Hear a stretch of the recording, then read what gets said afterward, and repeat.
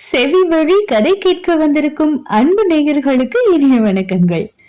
எழிலன்பு audio novels சேனலுக்கு உங்களை அன்புடன் வரவேற்கும் நான் உங்கள் பிரீத்தி திலீபன். கதை கேட்போம், காதுகளுக்கு இனிமை சேர்ப்போம். இந்த ஆடியோ நாவல்ஸ் உங்களுக்கு பிடித்திருந்தால் லைக் பண்ணுங்க. உங்கள் கருத்துக்களை கீழே கமெண்ட்ஸ்ல சொல்லுங்க. உங்கள் நண்பர்களுக்கும் ஷேர் பண்ணுங்க. நம்ம சேனலில் தொடர்ந்து கதைகளை கேட்டு மகிழ சப்ஸ்கிரைப் பண்ணுங்க. கூடவே நோட்டிபிகேஷன்ஸ் பெற பெல் பட்டனையும் தட்டி விடுங்க. இப்ப கதை கேட்கலாம் வாங்க. எழுத்தாளர் எழிலன்பு அவர்களின் ஜதியோடு சதிராடு, அத்தியாயம் 14. பின்னாலிருந்து அணைத்தது போல் பிடித்திருந்தவனின் மூச்சுக்காற்று அனலாய் மதனாவின் மீது வீசி அவளையும் தகிக்க வைத்தது.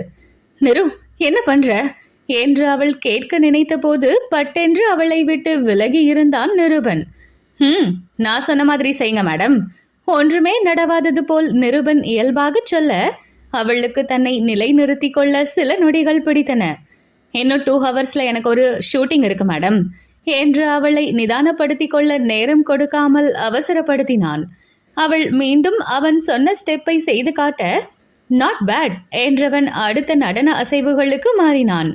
இன்னொரு ஸ்டெப் போடும்போது மீண்டும் அவளை நிறுத்தியவன், இப்படி காலத்துக்குனா உங்களால பேலன்ஸ் பண்ண முடியாது என்றவன் இடது காலை அழுத்தமாக ஊன்ற வைத்து வலது காலை எப்படி பின்னால் வளைத்து திருப்ப வேண்டும் என்று அவளின் வலது காலை பின்னால் மடக்கி பிடித்தும் கொண்டான்.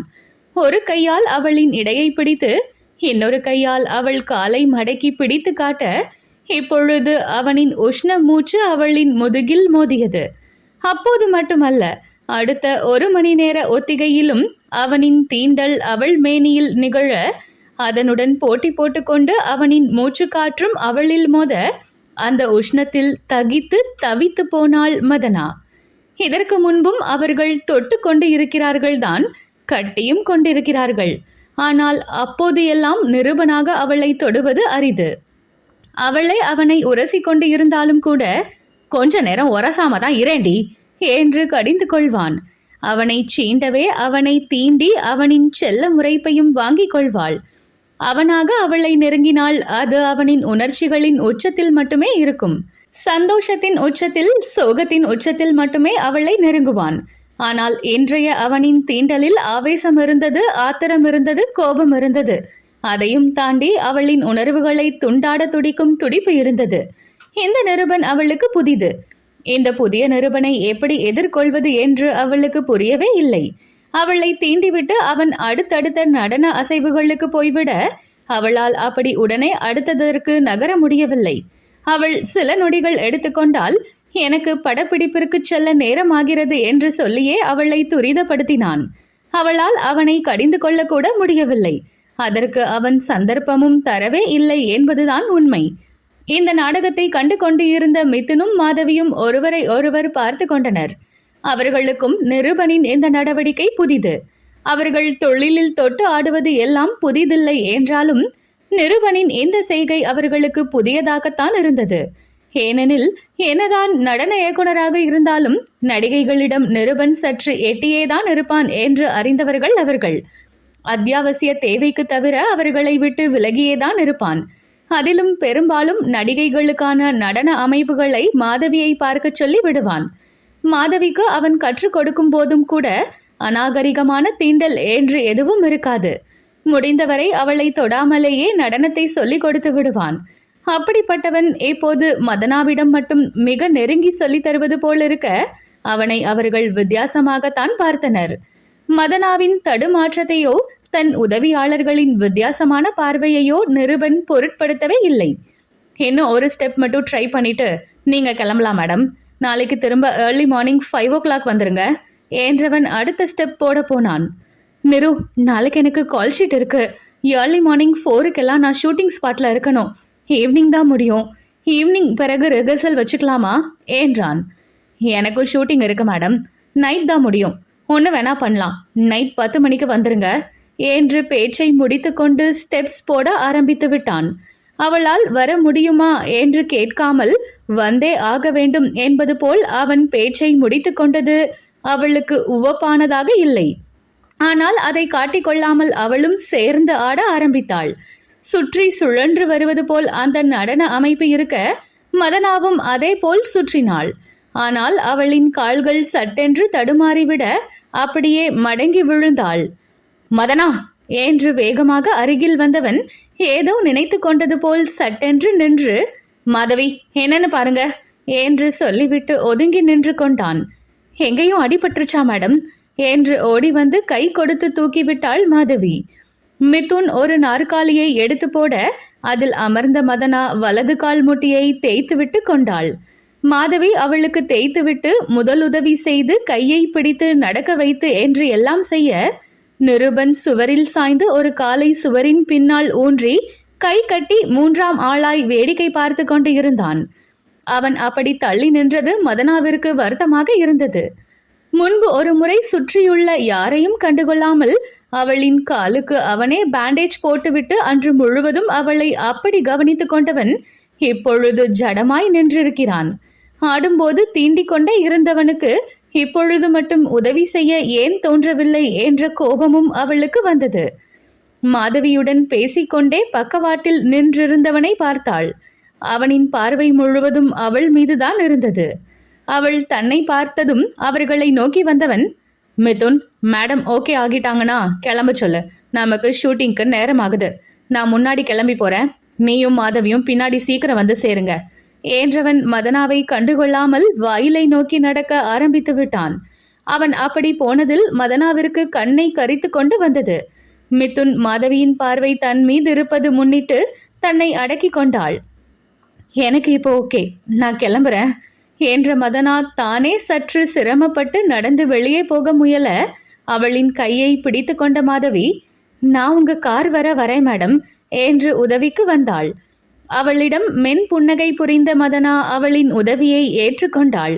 மதனா காரில் ஏறி அமர்ந்ததும் மாதவி தயக்கத்துடன் அவளை பார்க்க என்ன என்று கண்களால் கேட்டாள். எங்க மாஸ்டர் ரொம்ப நல்லவர் மேம், நடிகைகள் கிட்ட எப்பவும் கேப் விட்டு தான் பழகுவாரு. ஆனா என்று சொல்லும் போதே தான் பேசிக்கொண்டிருப்பது சரிதானா என அவளுக்கு குழப்பம் வந்துவிட்டது போலும் தடுமாற்றத்துடன் பேச்சை நிறுத்தினாள்.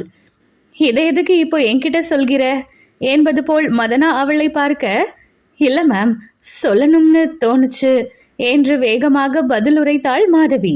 அவளை பார்த்து புன்னகைத்த மதனா, நெருவை பத்தி உங்களை விட எனக்கு நல்லா தெரியும் மாதவி, கவலைப்படாதீங்க, உங்க மாஸ்டரை பத்தி தவறா நினைக்க மாட்டேன் என்று சொல்லிவிட்டு அவள் கிளம்பிவிட, நல்லா தெரியுமா என்று நினைத்த வண்ணம் வாயை பிளந்து நின்றாள் மாதவி.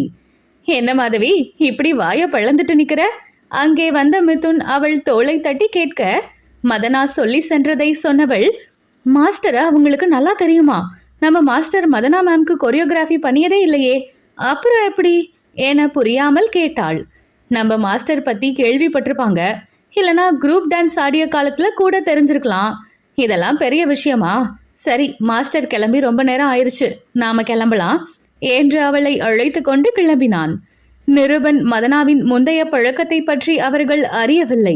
அவர்கள் முதலில் செய்த ஆல்பத்தையும் அவர்கள் பார்த்ததில்லை என்பதால் நிருபனும் மதனாவும் முன்பு இணைந்து பணியாற்றியவர்கள் என்பது அவர்களுக்கு தெரியாமல் போயிற்று.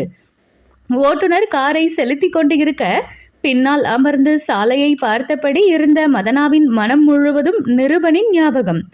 அவளுக்கு காலில் எங்கே அடிபட்டது, என்ன ஆனது என்று விசாரிக்காமல் கூட அவன் சென்றது அவளை மிகவும் பாதித்து இருந்தது. என்ன அவ்வளவு வெறுத்துட்டியா நிருணி என்று வருத்தத்துடன் மானசீகமாக கேட்டுக்கொண்டிருந்தவளின் கண்கள் சட்டென்று ஒளிர்ந்தன. அங்கே நிருபனின் கார் சாலையோரம் நின்றிருக்க அவளின் கார் அவன் காரை கடந்ததும் காரை எடுத்து சிறிது தூரம் பின்தொடர்ந்து வந்து கொண்டு இருந்தவன் இன்னொரு கிளை சாலை வந்ததும் அதில் பிரிந்து சென்று விட்டான்.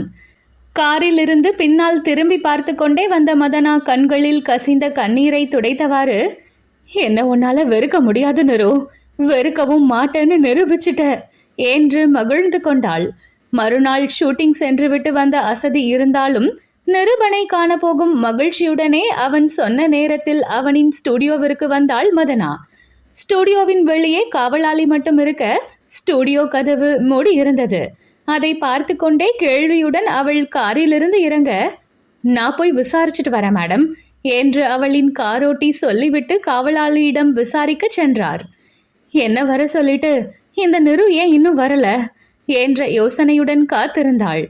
காவலாளியிடம் விசாரித்துவிட்டு வந்த காரோட்டி, இன்னைக்கு இந்த நேரத்துல ரிகர்சல் இருக்குன்னு சார் வாட்ச்மேன் கிட்ட சொல்லவே இல்லையா மேடம்? எப்பவும் இப்படி வருவதா இருந்தா முன்னாடியே ஸ்டூடியோ கதவை திறந்து வைக்க சொல்லி இன்ஃபார்ம் பண்ணுவாராம். இன்னைக்கு இன்ஃபார்ம் பண்ணவே இல்லைன்னு சொல்றான் என்றார். அப்படியா என்றவள் தனது கைபேசியை எடுத்து நிருபனுக்கு அழைத்தாள். அழைப்பு சென்றதே தவிர எடுக்கப்படவில்லை.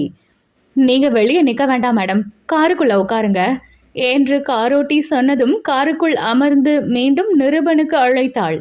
மீண்டும் மீண்டும் அவளுக்கு தோல்வியே கிடைக்க தன்னை இப்படி காக்க வைத்து அலை கழிக்கவே வர சொல்லி இருப்பானோ என்ற சந்தேகம் அவளுக்கு வந்தது. அவளின் சந்தேகத்தை உறுதிப்படுத்தும் வண்ணம் நேரம்தான் சென்றதே தவிர நிருபன் வருவது போல் தெரியவில்லை. வாட்ச்மேனும் சாருக்கு ஃபோன் போட்டு பார்த்துருக்கான். அவன் ஃபோனையும் சார் எடுக்கலையா மேடம்? மணி 11 ஆச்சு. மீண்டும் காவலாளியிடம் விசாரித்துவிட்டு வந்த காரோட்டி தயக்கத்துடன் சொல்ல, கிளம்புங்க பழனி என்றவள் அதுவரை நிருபனுக்கு அழைத்து கொண்டிருந்த கைபேசியை கார் சீட்டில் போட்டுவிட்டு தலையை பின்னால் சாய்த்து கொண்டாள். நிருபன் என்ன நினைக்கிறான், ஏன் இப்படி செய்கிறான் என்று அவளுக்கு ஒன்றும் புரியவில்லை. முதல் நாள் அவள் கிளம்பும் வரை சாலையோரம் அவன் காத்திருந்து சென்றதில் மகிழ்ந்திருந்த மனத்தில் இப்பொழுது ஏமாற்றம் மட்டுமே ஆக்கிரமித்து இருந்தது. நிருபன் அவளை நெருங்க முயல்கின்றானா அல்லது விலக முயல்கின்றானா என்று அவளுக்கு சுத்தமாய் புரியவில்லை. குழப்பத்துடன் வீடு சென்று சேர்ந்தவளை அவளின் அன்னை நிற்க வைத்து கேள்வி கேட்டார். அவரை எப்பொழுதும் போல் சமாளித்து விட்டாலும் அடுத்து தன் வாழ்க்கை என்ன என்ற கேள்வி எழுந்து நின்று அவளை நிம்மதி இழக்க செய்தது. மறுநாளும் ரிகர்சலுக்கு அவளை அவன் அழைக்கவே இல்லை. அந்த பாடல் படப்பிடிப்பு ஆரம்பமாக 2 நாள்கள் தான் இருந்தன. அவனாக அழைக்காமல் அவளும் அவனுக்கு அழைக்கவில்லை. அடுத்த நாளும் அப்படியே செல்ல அன்றைய படப்பிடிப்பு முடிந்து இரவு 9 மணி அளவில் தான் வீடு வந்து சேர்ந்தாள் மதனா. சேச்ச, ஒரே கசகசப்பு. 6 மணிக்கெல்லாம் ஷூட்டிங் முடியும்னு சொல்லிட்டு 8 மணி வரை இழுத்துட்டான் அந்த டைரக்டர். இப்ப டிராஃபிக்ல நீந்தி வீடு வந்து சேர்றதுக்கு முன்னாடி தலைவலியே வந்துருச்சு என்று அழுத்தபடி சோஃபாவில் சென்று தளர்ந்து அமர்ந்தார் அனிதா. இன்னைக்கு இந்த படத்தோட லாஸ்ட் ஷூட்டிங், முடிய முன்ன பின்ன ஆகும்னு சொன்னேல, நீ தான் போவோம்னு குதிச்ச. அதுக்கே அந்த டைரக்டர் வேணும்னே நேரத்தை இழுத்தாரோ என்னவோ என்று மதனா அன்னையை பார்த்து நொடித்து கொண்டாள். முன்ன போல உன் கூடவே ஷூட்டிங்கா என்னால சுத்த முடியல ஸ்வீட்டி. பேசாம உனக்கு ஒரு மேனேஜர் போட்டுடலாம்னு பாக்குறேன் என்று அனிதா சொல்ல, என்னவோ பண்ண, என்ன ஆளை விடு, நான் போய் குளிச்சுட்டு படுக்க போறேன் என்று தனது அறைக்குள் சென்றவள் சிறிது நேரத்திலேயே மீண்டும் வெளியே கிளம்புவது போல் தயாராகி வந்தாள். என்ன தூங்க போறேன்னு சொல்லிட்டு எங்க கிளம்பிட்ட என்று இன்னும் ஹாலில் அமர்ந்திருந்த அனிதா கேட்க, டான்ஸ் ரிகர்சல் இருக்கு என்றாள். என்ன விளையாடுறியா? இப்ப வர அப்படி எதுவும் இல்லைன்னு சொன்னவ, இப்ப ரிகர்சலுக்கு கிளம்பிட்ட? யாரு அந்த நிருபன் பையன் வேலையா என்று கண்ணை உருட்டி அவர் கோபமாக கேட்க, ஆமா நிருதான் வர சொன்னான். நேத்தே பண்ண வேண்டிய ரிகர்சல், அவன் ஏதோ பிஸி போல, அதான் இப்ப போன் போட்டு இன்னைக்கு ரிகர்சல் இருக்குன்னு வர சொல்லியிருக்கான், போயிட்டு வரேன் என்றாள். நீ செய்யறது சரியில்லை மதனா. இப்பதான் நான் மாத்திரை போட்டேன், எனக்கு தூக்கம் வந்துடும். என்னால உனக்கு துணைக்கு வர முடியாது. செக்யூரிட்டியையும் கிளம்பி போக சொல்லிட்டேன். இப்ப நீ தனியா போவியா? என்ன ராத்திரி நேரம் வர சொல்லி உன்னை அவன் திரும்ப மயக்க பாக்குறானா? அதுக்கு நான் விட மாட்டேன். ரிகர்சல் போகணும்னா நாளைக்கு பகல்ல போ என்றார். ஒவ்வொரு முறையும் உனக்கு விளக்கம் சொல்லிக்கிட்டே இருக்க முடியாதுமா. நான் வெளியே கிளம்பும் போதெல்லாம் ஏதாவது சொல்லிக்கிட்டே இருக்க. நான் டான்ஸ் ஆடதான் போறேன். அதோட என்னை இனிதான் நிரு மயக்கணும்னு இல்ல என்று அன்னையின் மூக்கை உடைத்துவிட்டு அவர் தடுத்ததையும் கேட்காமல் வெளியேறி விட்டாள். அனிதா முகம் சிவக்க உக்கிரமானதை மகள் அறியவில்லை. மதனா நிருபனின் டான்ஸ் ஸ்டுடியோவிற்கு செல்ல இன்று ஸ்டுடியோ கதவு திறந்திருந்தது. வெளியே ஒரு பைக் மட்டும் நின்றிருக்க அதை பார்த்து கொண்டே உள்ளே சென்றாள் மதனா. உள்ளே ஒரு இடத்தில் மட்டும் விளக்கு எரிந்து கொண்டு இருக்க அந்த வெளிச்சத்தில் ஒரு நாற்காலியை போட்டு அதில் பின்னால் தலையை சாய்த்து அமர்ந்திருந்தான் நிருபன். அவனை தவிர அங்கே யாரும் இருப்பது போல் தெரியவில்லை. நிரு என்று அழைத்து கொண்டே அவள் அருகே செல்ல தலையை நிமிர்த்தி அவளை பார்த்தவன் கண்கள் சிவந்திருந்தன. உறங்கியே 2 நாட்கள் ஆனது போல் அவன் முகத்தில் அப்பட்டமாக தெரிந்தது சோர்வு. நிரு, என்னடா இப்படி இருக்க? உடம்பு எதுவும் சரியில்லையா என்று வேகமாக நெருங்கி அவன் நெற்றியை தொட்டு பார்க்க முயல கையை நீட்டி அவளை அருகில் வரவிடாமல் தடுத்தான். ரிகர்சல் ஆரம்பிங்க மேடம் என்றான் அமைதியாக. நெரு தயக்கத்துடன் அழைக்க ஆடச் சொல்லி கையை காட்டியவன் நாற்காலியை விட்டு எழுந்து ஸ்டுடியோவின் அனைத்து விளக்குகளையும் போட்டுவிட்டு பாடலையும் ஒலிக்க விட்டான். பேசக்கூட அனுமதிக்காதவனை வருத்தத்துடன் பார்த்து பெருமூச்சு விட்டு ஆடுவதற்கு தயாரானாள். அவன் வந்து ஆடி காட்டுவான் என்று அவள் பார்த்திருக்க, அவனோ சில நொடிகள் அப்படியே காலை அசைத்தபடி மட்டும் நின்றான். பின் மெல்ல கை கால்களை தளர்த்தி ஆட ஆரம்பித்தான். முதல் நாள் ரிகர்சலில் இருந்த உற்சாகம் இப்போது அவனின் நடனத்தில் இல்லை.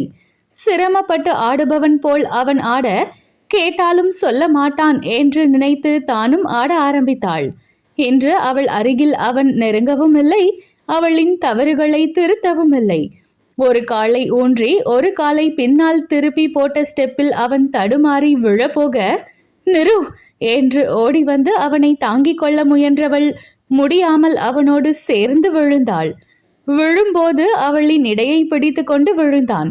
அவள் கீழே கிடக்க அவள் மேல் விழுந்து கிடந்தவன் தன்னை மறந்து ஒரு நொடி அவளின் கழுத்தில் முகத்தை புதைத்தான். இடையில் இருந்த அவனின் கை இன்னும் இறுகியது. அவன் கொடுத்த இறுக்கத்திலும் கழுத்தில் மோதிய அவன் உஷ்ண மூச்சிலும் மதனா சிலிர்த்து போனாள். ஒரு நொடிதான். பட்டென்று அவளை விட்டு பிரிந்து எழுந்தவன், என்ன திரும்ப ஒட்டி உரசி என்ன மயக்க பாக்குறியா? நான் ஒன்னும் பழைய ஏமாந்த சோனகிரி நிருபன் இல்ல என்று கடுமையுடன் சொன்னான். அவளின் அன்னை கேட்ட அதே கேள்விதான், ஆனால் இங்கே மாற்றி கேட்கப்பட்டு கொண்டு இருந்தது.